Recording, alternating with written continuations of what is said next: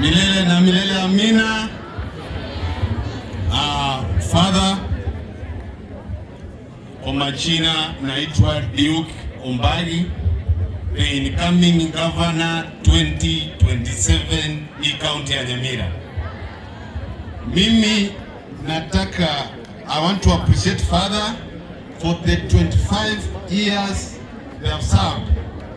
Kwa hii miaka 25 kila mwaka nataka kuwapatia 1,000.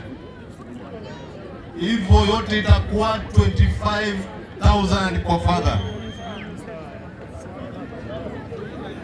Hii mtakata katikati sababu mko wawili. Kwa wanafunzi, mimi napenda masomo na nikuwa gavana, mimi nitawapatia kazi, lakini sababu mmepewa mkate, mimi nataka kuwapatia nyama.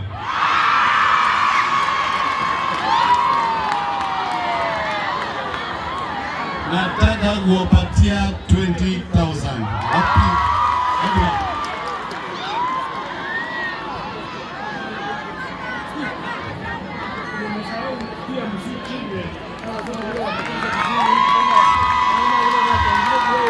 Na kwenye Father amesema kuna hawa watoto wadogo wamedansi hapa hawa watoto nawapatia 10,000.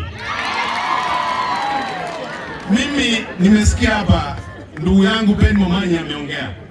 Yeye amesema alibiwa kura na ure Nyaribo.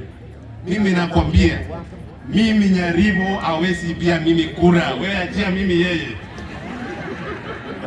Kitu ya pili, tunajua tuko na presidential candidate anaitwa Matiang'i. Hebu nione mikono ya Matiang'i.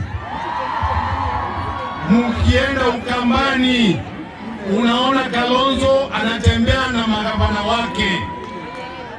Ukienda Central unaona Rigichi anatembea na gavana wake. Ukiingia hapa Nyamira, huyu gavana hajaonekana na President Matiang'i. Mnamwambiaje? Mimi namwambia aende nyumbani akae na bibi yake. Mimi nitatembea na Matiang'i. Kumalizia ya mwisho, the president has said that the education of this country is very expensive. We want this education to be free to all students in this country.